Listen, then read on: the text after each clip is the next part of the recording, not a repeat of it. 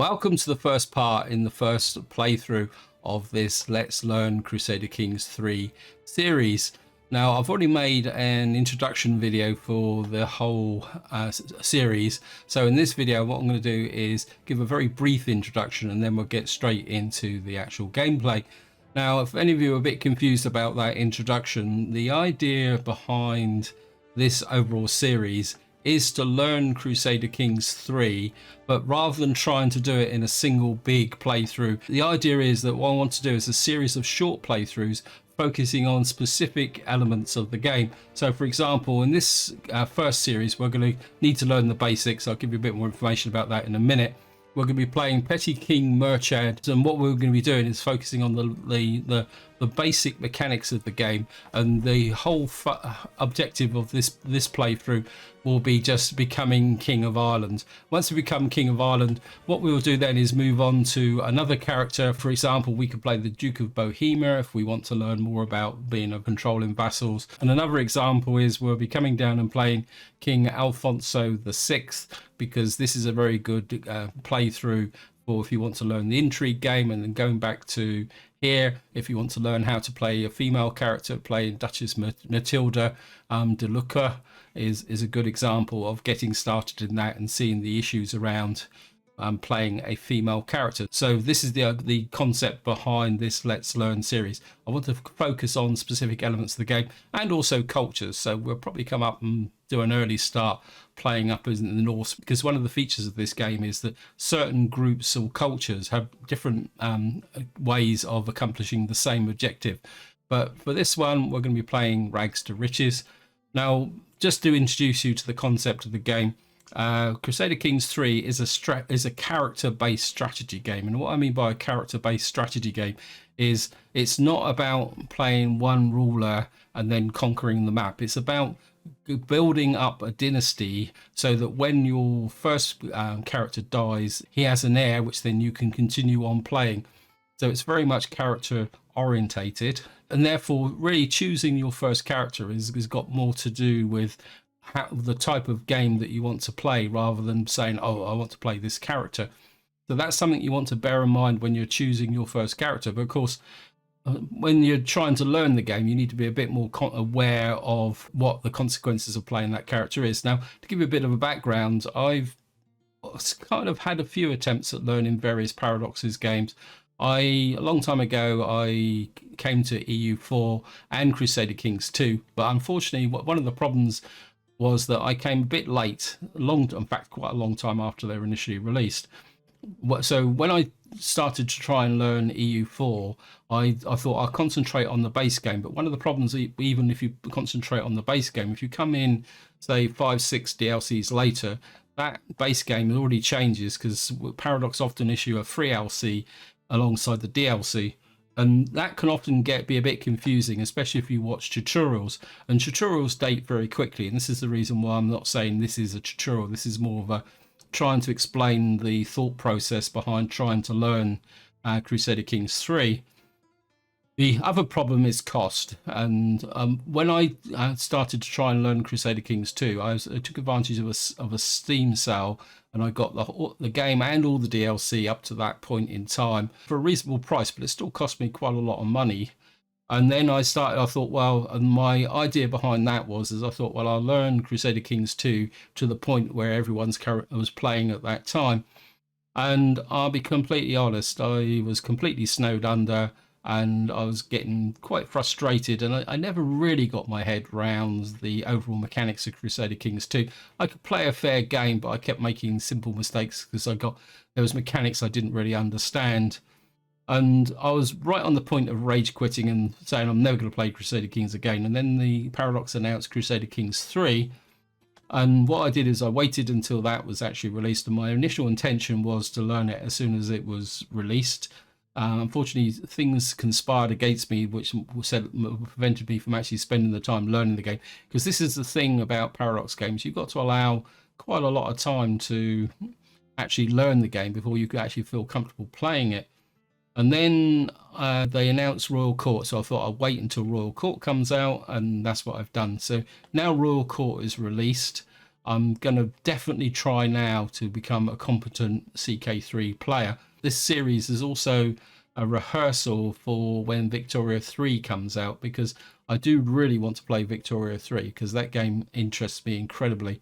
So I thought if this works, when Victoria 3 comes out, I will repeat the process. And I think that's probably enough of an introduction. As already mentioned, we're going to be playing Petty King Murchad at Brian, and we'll be starting in Ireland, which in Crusader Kings 2 is often referred to New Ireland. The nice thing about Ireland is that it's relatively self-contained, and it's a very good way to actually learn the base mechanics of the game. And also, if you're a strategy player like me, to try and get rid of some preconceived strategy techniques which do not work in Crusader Kings.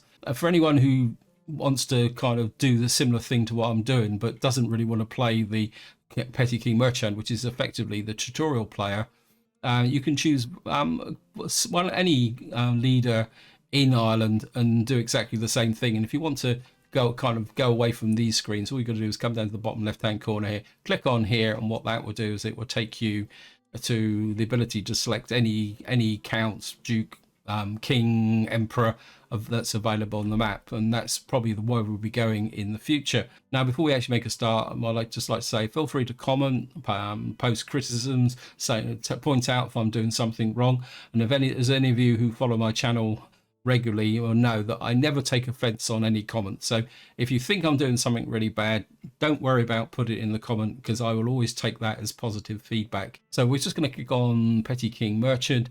Now, compared to the selecting your own character, you don't get that much information about the characters here. Now, the reason for that is that most of the characters that appear on these screens through here, they are preset or hard coded in their initial configuration.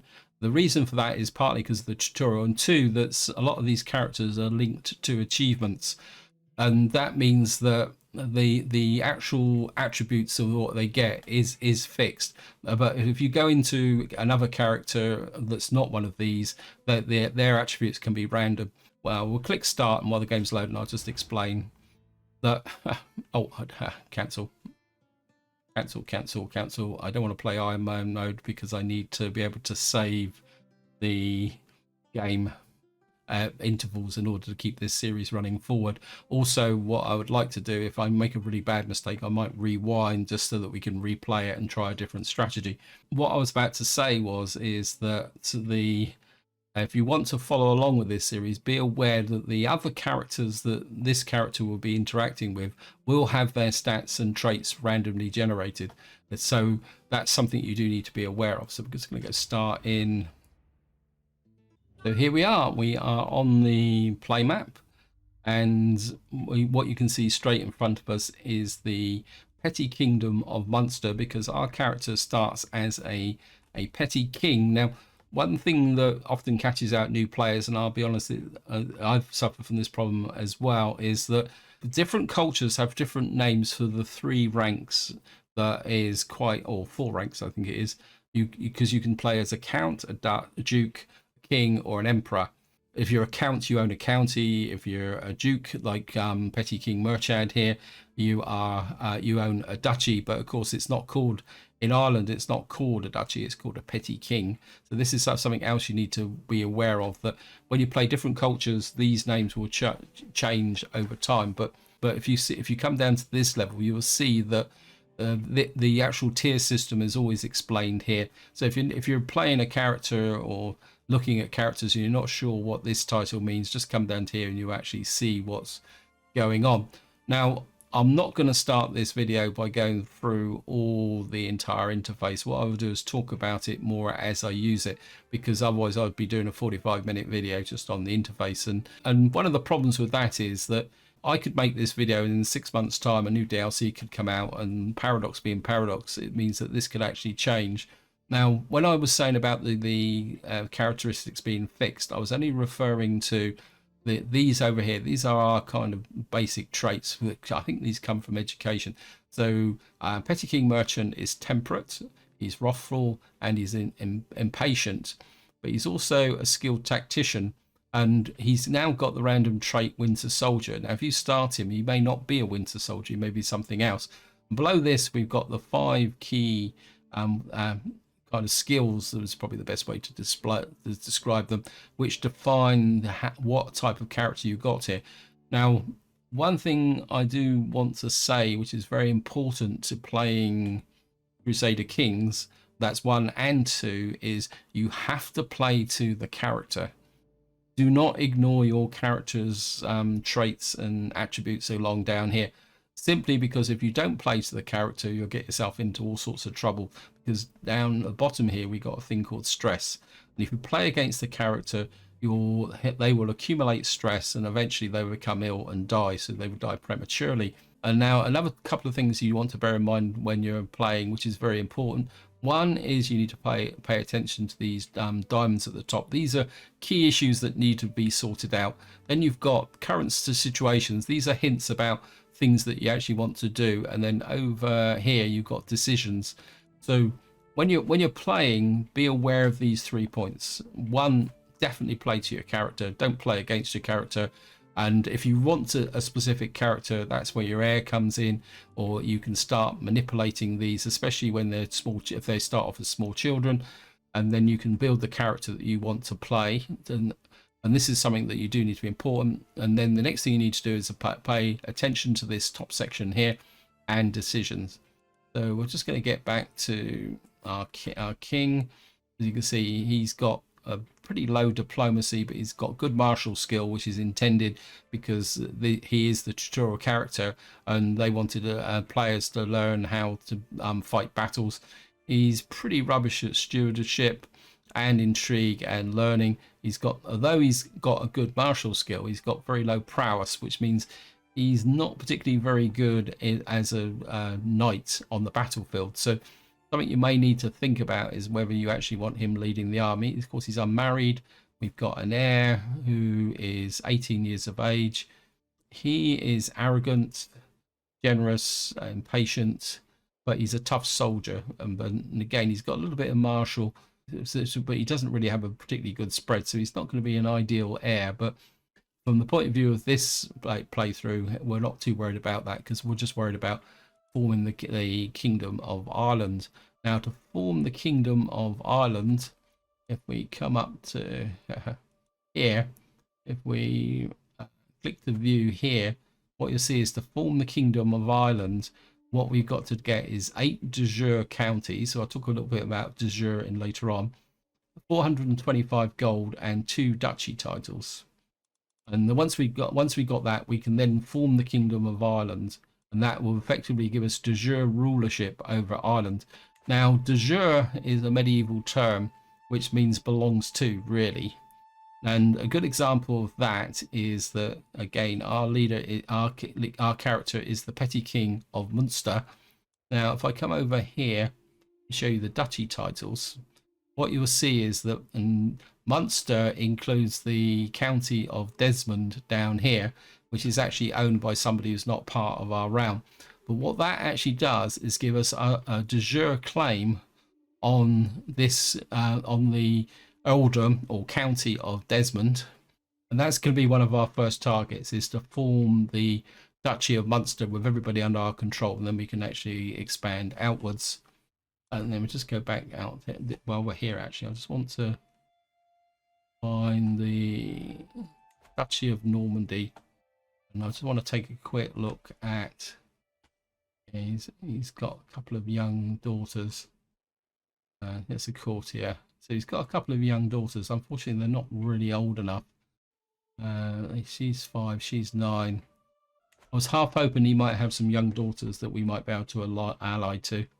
And then we just come back to the realm screen. The realm screen is the one you would normally play on. And one of the characteristics of this game is that as you zoom out, you get more. So if you come out this far, you get kingdoms and empires. And as you zoom in, the map will break down, and if you go in really close, you actually get the terrain map, so you can move in and out according to what you want to do.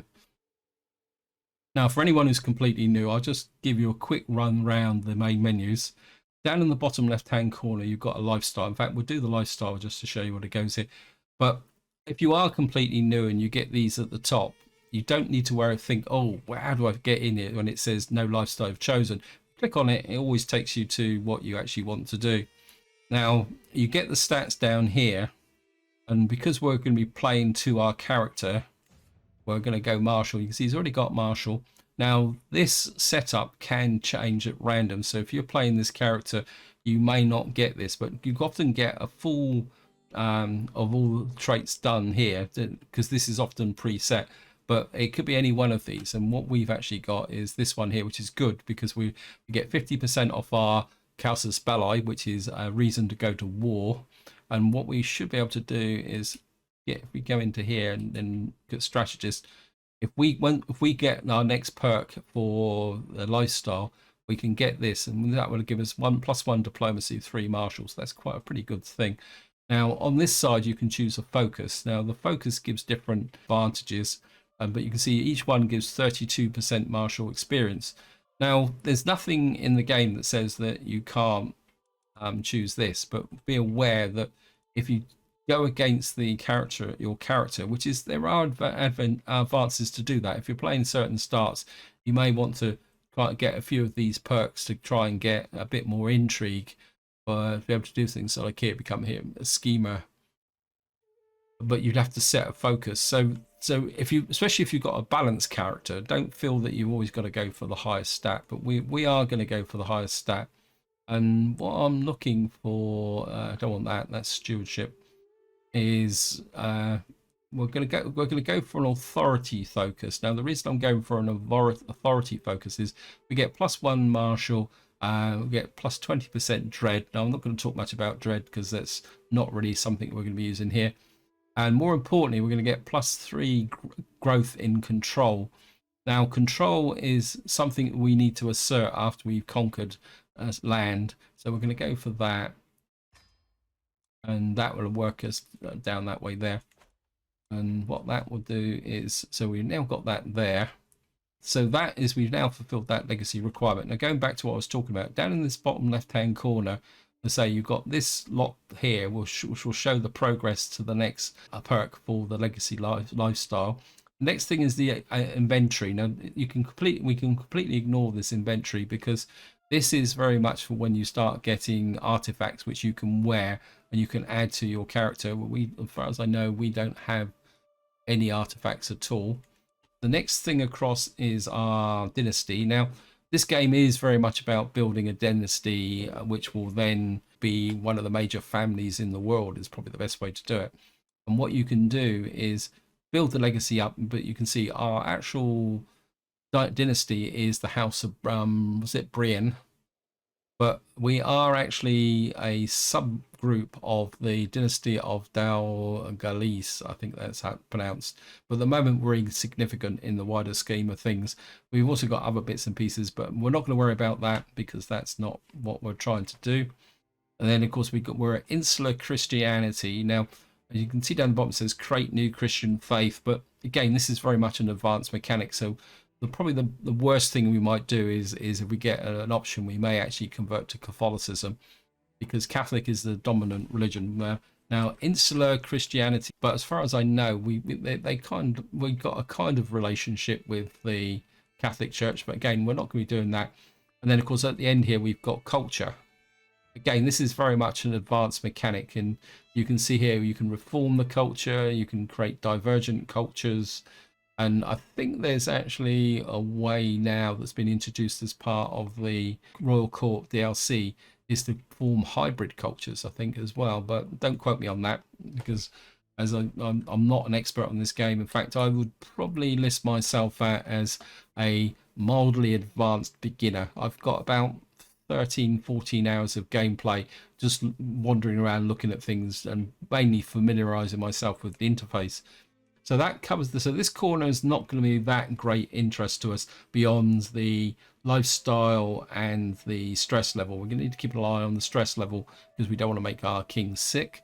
At the top right hand corner here, we got what you could call the economy screen, for a better word, and it tells us how much money we're making. We've got prestige, which is quite important for us to go to war, and I think at the moment we need prestige to be able to declare wars.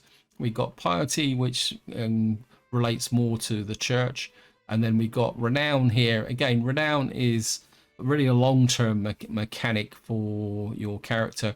But again, we're not going to pay that much attention to us.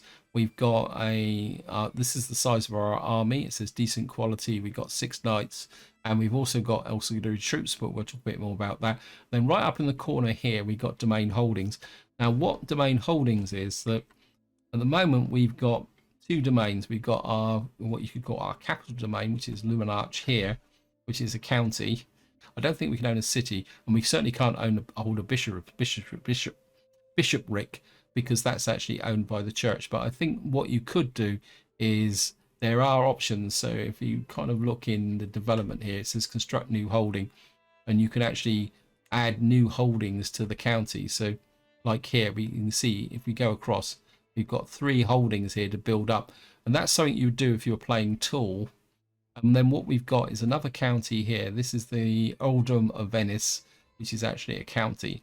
So we've got 2 counties here. We've also already got 1 vassal in Ormond, but we'll get to that. Well, at the moment our domain is 2, and you can see at the moment we've got a maximum of 5. So, and if you go above them, your maximum domain holding, what will happen is that you start to take penalties. So there's kind of these limits within the game and of how much you can hold directly. And this comes into one of the strong elements of the game is actually being able to manage your vassals. Down the left, at the top here, we got an outliner, which is probably more useful as your kingdom gets bigger, or realm gets bigger, I should use really, because kingdom is a definition of a specific realm. Realm itself is what you own. And then what we got down here is the realm itself, and what you get here is another breakdown of what you got. You also see the potential places that you can develop, and if you click on there, it just brings this screen back up again. And then across the top, we've got Crown Authority. Again, we're not going to pay that much attention to Crown Authority because we're only trying to become the ruler of Ireland. We might go up 1 level if there's a reason. Then what we got here is the vassals, and you can see I've got the Earl Ragnvold Stignisgussen of Ormond. He's my vassal. He's a feudal vassal. It's because what you can do is sort these if you start to conquer republics and other buildings. So he's my one and only vassal at the moment. He doesn't like me, probably because it says they're short range. It's one of the annoying. And then at the end here, we got the succession. Again, I'm not going to worry too much about succession because hopefully we'll be able to do the whole conquest as the petty king. So we won't be worrying too much about that. But most characters now start with Confederate partition, especially if you're playing feudal Catholic. And what that means is that the titles you accumulate, once you start getting children, your titles start getting spread evenly amongst all your children. So that can be a bit of a pain, because if you don't be very careful, what can happen is that when you die, your kingdom can actually be split up with various parts going independent. Plus, you can also lose your holdings. Now, the next thing down is military. I'll just show it very quickly. The top left is the number of levies we got. The top right is the number of knights. Wow, we got some good knights here. Well, first thing you really want to do here is go through and kind of try and make sure we're going to forbid our heir from taking part, simply because he's only got 4 prowess, which means he's not going to be much good in a battle. And we've got these guys here. We're going to force this guy to take part, because if we get in a battle and it's a bit tough, he may actually get killed, and then we'll probably get rid of him. And that might open up an opportunity for us to take his county. So this is where the scheming side comes in the game, and I think a lot of people get a bit confused with the fact that they think all they've got to do is scheme using this menu, but there's kind of more subtle schemes that you can come up with a little bit of attention. Then at the bottom here, you can see what we actually start with some men of arms. So your levies are really the cannon fodder. These are the men that will often win the battles. The Mangles will reduce siege time. And when you have equal armies fighting with this is very much rock, paper, scissors. It means that what you, I think if you can click on here, it actually tells you. So it says light footmen are skirmishers, which can counter heavy infantry.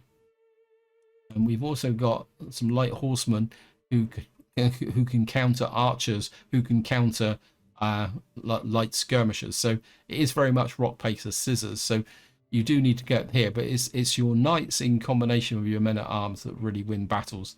It's no longer the numbers game like it was in Crusader Kings 2. Coming down here, we got our council. We got no wife at the moment. Our bishop doesn't like us. Our steward doesn't really like us because, of course, he's the Earl of Ormond. We've got not bad attributes actually here. Our spy master's not brilliant, but generally when you start, the game selects what is seen as the best. But what it does actually often have is a preference towards your what's called a powerful your powerful vassal. So like here, so it's possible that you might have someone here who's a little bit better, but so if we choose here, skill 16, no, this guy's the best actually. So in some ways he's good. So we might have to sway him, but at the same time, we probably want to sway the bishop first, because at the moment he hates us and he's not contributing anything to our kingdom. So that is our council. The court is in here, and what you've got is these positions. These have been vastly extended in Crusader Kings 3 compared to Crusader Kings 2. But the key factor at the beginning is don't go overboard, because at the moment we've only got an income of 2.8. So if you kind of go out and start recruiting a lot of these guys, you're going to have to spend a lot of money. But one thing we will need is a court position. I just want to see, we've got a nephew and knight. I don't really want that. We've got our aunt here. I think I might just leave that for the moment. And then we got our courtiers here as well. And you can see even for a small kingdom, we got a lot of courtiers. This is everyone in our court. Now, one of the confusing elements that what you can get is at the top here, you get people called the guests. These are people who are in your court as temporary visitors, but they're at the same time, they're not permanent. But it's worth keeping an eye on them, because if you get someone pretty good in, you might be able to recruit them in and use them.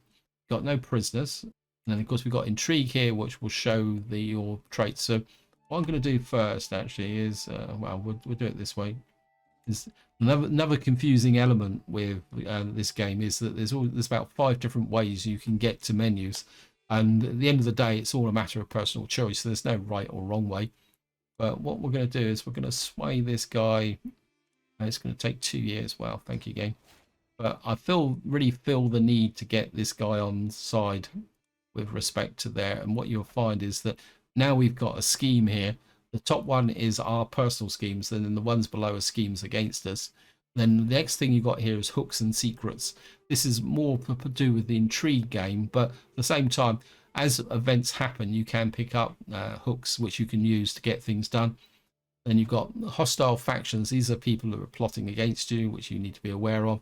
Then, of course, down here, you've got decisions. At the moment, we don't have the money for some of the decisions, but being aware of what these decisions actually are, it can be very useful. Here you've got Found a Kingdom. These are different from what you would call the de jure kingdoms. So they're the Kingdom of Ireland, which will come in later on.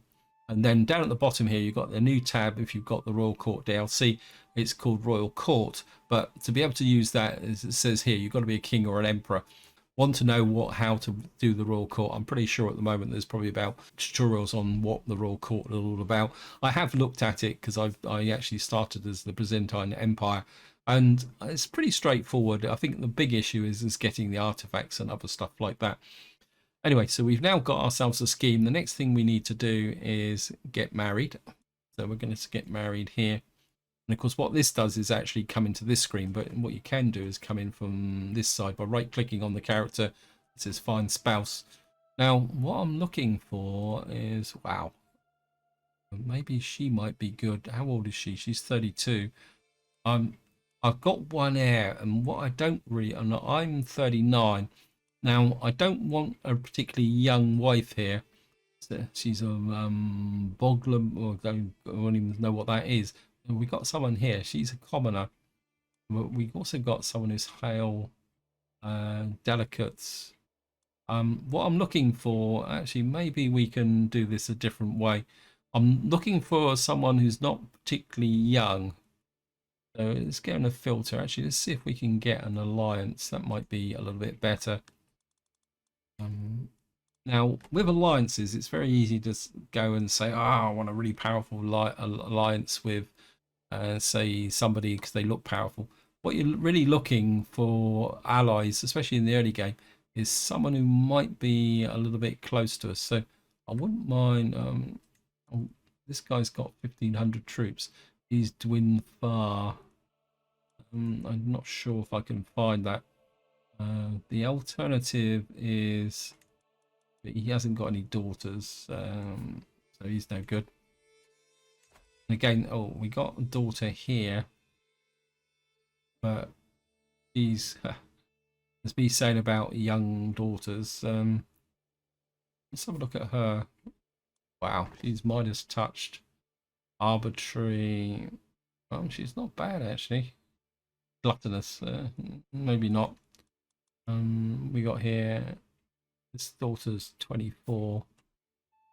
She's an adequate bargainer, so yeah, she's kind of see if I can find alliance relevance. So I think what we might do, what we got here, the Darth Fish. I think I might go for a character that's fairly old but got pretty good stats. He's the County of Roglum. Oh, we could get an alliance here. I'm not exactly sure where this county actually is. Sometimes actually trying to find it. Yeah. It's not that far away actually. It's actually on the edge of Norway. That means that she's probably Norse. Central ally. It's gone a little bit adrift now. Actually, we got here. Very tempted with these stats, but I didn't really want a young wife. Okay, just for the fun of it, guys, we're gonna we're gonna marry into that. That will should give us an alliance with Powys. So that is that one there. Now, one of the annoying problems with the diamonds is once you click on them, you do there. Family members could get married. We've got to get our heir married as well. He doesn't have particularly very good stats, but what I would like for his wife is someone who's young, not too worried about the alliance, but what I would like is somebody with a fairly good spread, but at the same time with a bit of a high learning. The reason for that is that we might be able to gregarious, and what you need to do sometimes is just try and match the traits with their spouse. She doesn't like lazy characters. Let's see if we can find someone who's a little bit better. What you're looking for with the wife of the heir is someone who's got, actually what we might do, let's just come into here. There's just so many different options, guys. It's mind-blowing. Actually, let's go for traits. Let's have a bit of fun, actually. Inheritable traits. Relevance. Oh, look at this. This gives us a trait. She's quick. Oh yeah, we're certainly giving her that. He doesn't even lose any prestige, and she gains some prestige. So we've now got that there. We're not endorsed by the things. Now the next one I want to get married is just going to reset all the defaults, and this is the one. What I want to do is you can marry her. What's his traits? He's a knight. He's an honorable adventurer. He's got pretty good traits. He's my half brother. Let me just see. What's this guy like? He's a bit of a nitwit, so he's not a knight, but he might actually be the person I'm looking for. So what we're going to do is marry him. He's going to take a hit to prestige, but he's only my half brother. But what I'm trying to do, is be a bit sneaky to bring this character in. She's melancholic, reclusive, scholar, astute, intellectual. Maybe not. Let's go down one more. We got here. What you're Hale. You're a sadist. Don't think you really want a sadist as a position. What we got here? Brave, trusting, diligent, gluttonous, honest. I like her, but I think I'd like to Maybe we'll put this guy. No, sorry. We're going to go with here. We're going to get you, and we're going to select you. And the idea is we're going to bring her in as a court physician. Now, the next thing I want to here is you see we got the Earl down here, Earl Merchant MacMacaw. We can vassalize him. Now, he actually likes us quite well, so there's a chance that he won't accept at the moment, but if we work on him, we might be able to kind of win him over so that we can directly vassalize him. The alternative is that we've got war here because we've got a de jure claim. So we come in here, it says de jure there, and that is because Desmond is part of Munster. It means that we don't need a casus belli for war, because that's one of the features of this game is you just can't declare war on anyone you feel like it. You've got to have a reason for war. But with us, we've got a de jure claim on Desmond, which means it should be part of our duchy. So therefore, we're actually entitled to go to war. I'm not going to declare war just yet. I think we might go for war. But first things first, we just want to take another look. Look at my troops. We got 900. How many has he got? We'll let the game run slowly at the moment, so we can get the rarities out the way. So we're gonna come in here, pretty amicable. So we're just gonna get these in here, and what that might do is actually increase my military. Wedding celebration. We're gonna go for the money, because we're gonna need it. So at the moment we've only got 932 troops, which is on a par with this guy. He's got 4 knights, 300 light footmen, 622 levies. We've got, so he's got more levies than us, and he's actually got footmen, which we haven't got. Well, we got 200 footmen. He's got 300. So at the moment he's actually more powerful than us.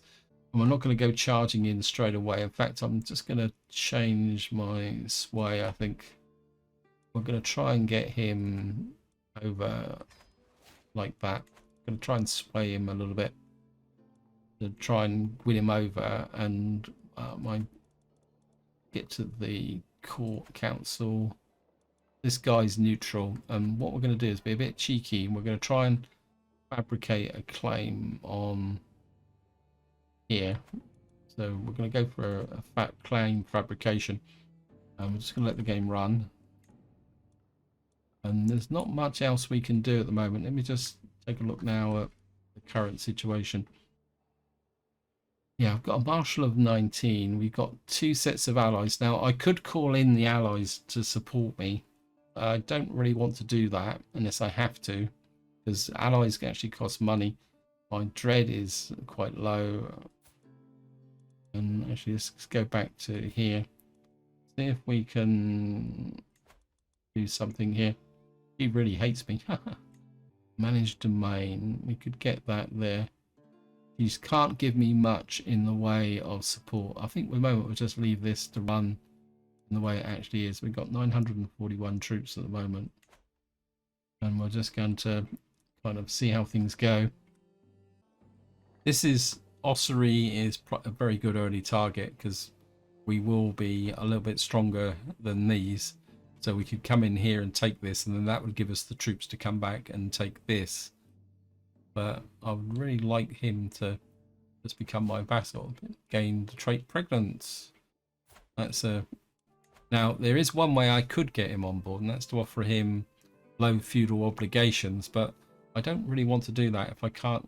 So what I'd like to do is just try and sway him a little bit first and see if we can actually win. I mean, I could probably offer him, if we can offer him a gift. I'm not going to give him 100, not that much. That's a little bit too much. So at the moment we're just going to play the waiting game. We'll just let that run round, see if we can actually improve him. I think while we're doing that, we'll just look at the council, see what my troops are doing. You're organising the army. I think at the moment we'll keep this guy on disrupt schemes. Now, if you haven't got anything else for your spy master to do, always keep him on disrupt schemes, simply because he will... Right, we've got daughter-in-law has given birth to a son. Okay, so merchant. We've now got a son in our heir, which is good. And I mean, I'll be honest, on the moment, I'm not too worried about punching out lots and lots of sons for me, because the more sons you got, the bigger the problem, the bigger the problem that the Confederate succession. You're collecting money, you're working on foreign affairs. My inclination at the moment is to work on, what's that? Direct battle. I think we're going to change that and see if you can work on domestic affairs a little bit and see if you can kind of improve this guy's opinion of us. He's now positive to us, and what? Okay, we've now got a son after ancestor. Good, Magnus. There we are. So we've now got a son here. Now, at the moment, that won't change the succession because it has changed the succession. That's famous last words. Now, the reason for that is that now he's a son. He is now got a will get Innis here, which is the second of the two counties, which means at the moment under Confederate succession, I will be I will lose a county. Now that doesn't mean that we lose the county from the overall realm, but it just means we lose direct control over that, which can be quite seen as quite weakening.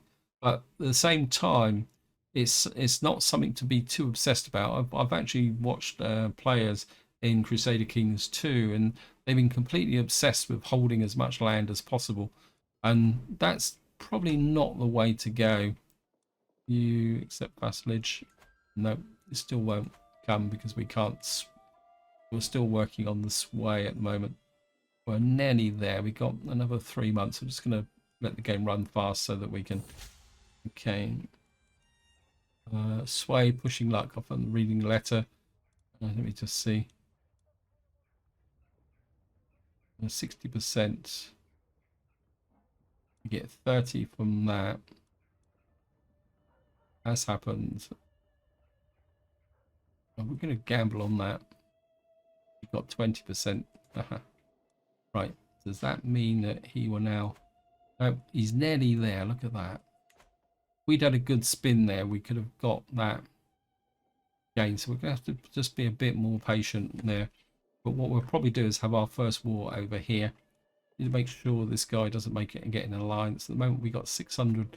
What is his army like? He's just got 200 light footmen and 5 knights. So this is going to be a bit of a... We're just going to get here. We've got 210 cash. Okay, greeting there. Wow, 96. Proud of the documents. Okay. Now, before we go to war, what we need to do is let's move this a bit closer. Oops, no. Move here. I'm going to move the rally point to about there. This finished to fabricate claim of ossuary, yeah. And what we're going to do now is come in here. No, disband, sorry. And then what we're going to do now is come in here.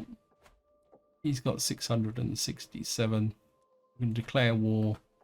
He's vastly inferior to our forces. We've got 2 allies.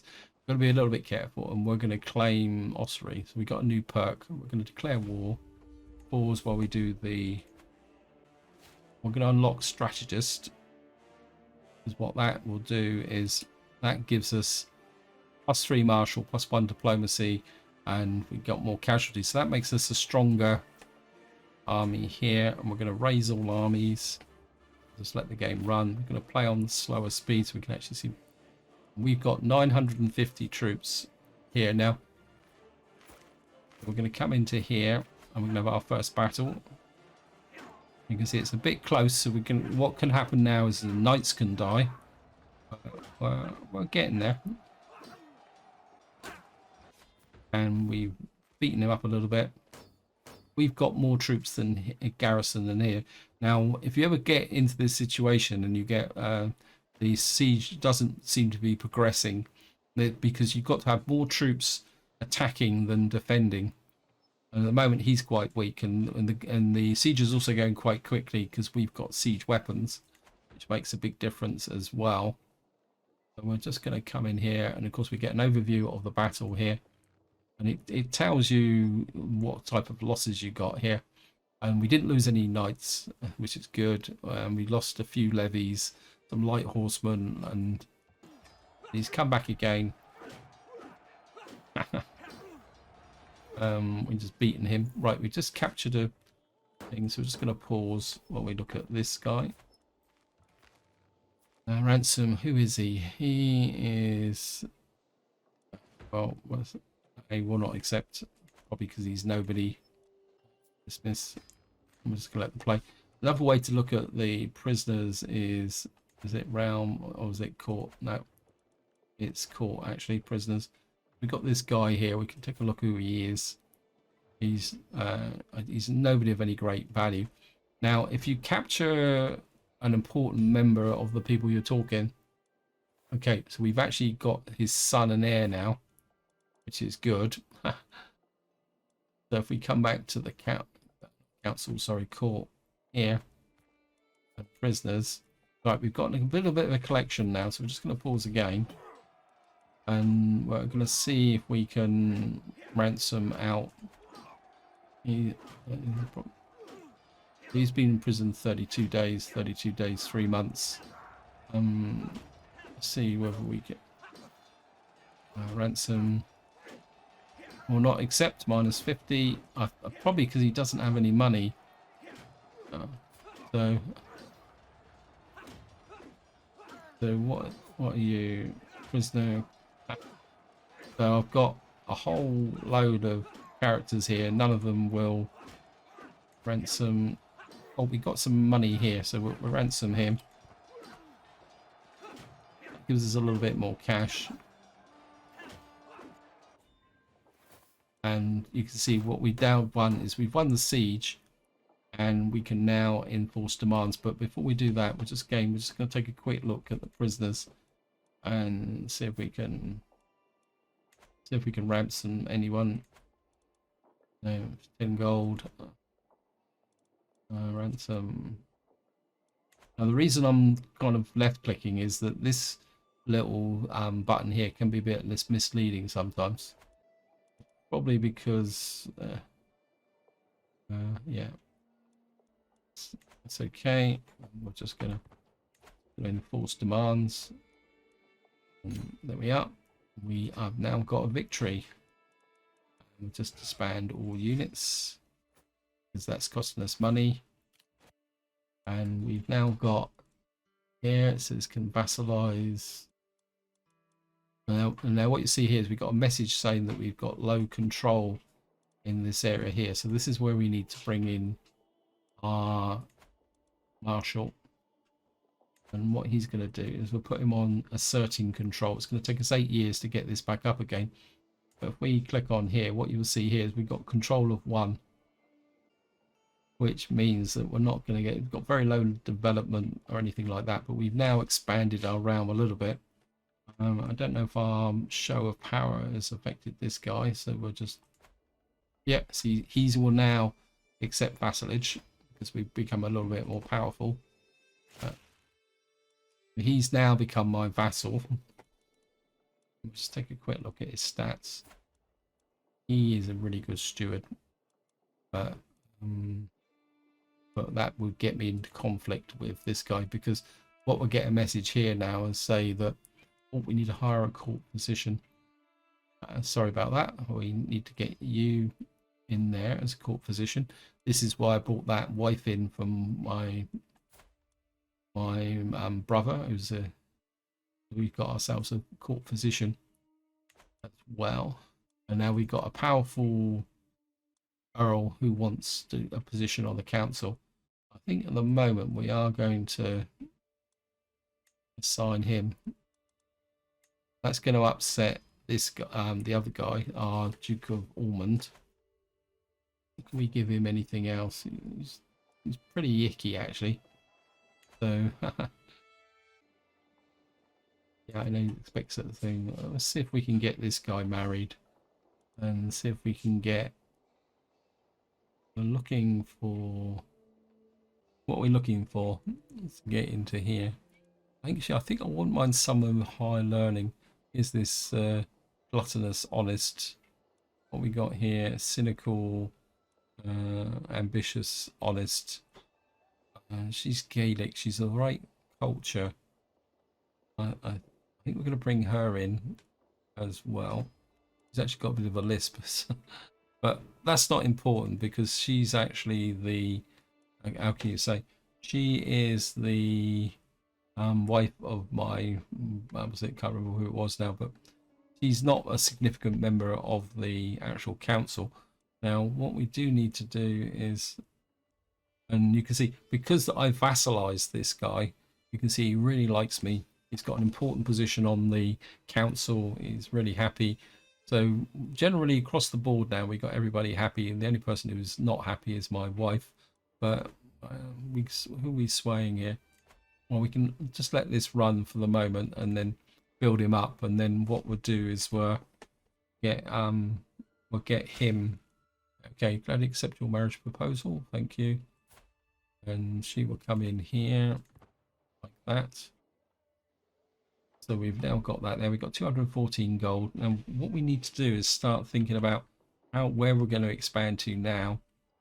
Now, because we've kind of done the easy one here. We got another easy target here. This guy, he's only got 730 troops. But we've got, this is a fellow petty king. Now he's not particularly that strong. He's only got 796. Now my military now has got to 1100. It's still not as good as it should be. What we could do is use a little bit of money to increase. I'm kind of a bit inclined to try and get in onto this area here. The alternative is that we can go for this guy, but this guy tends to be quite powerful. He's got 1800 troops. The reason for that is that he gets a lot of troops from Lannister here, which was his father's domain. Trying to think the way to do this. Maybe that will be the subject of the next part. So this is where I'm going to leave it. Hope you enjoyed the episode. Hope you found it interesting. Any questions or suggestions or general opinions, feel free to chuck it in the comments and we'll have a chat about it. But until next time, whatever you do, enjoy your gaming.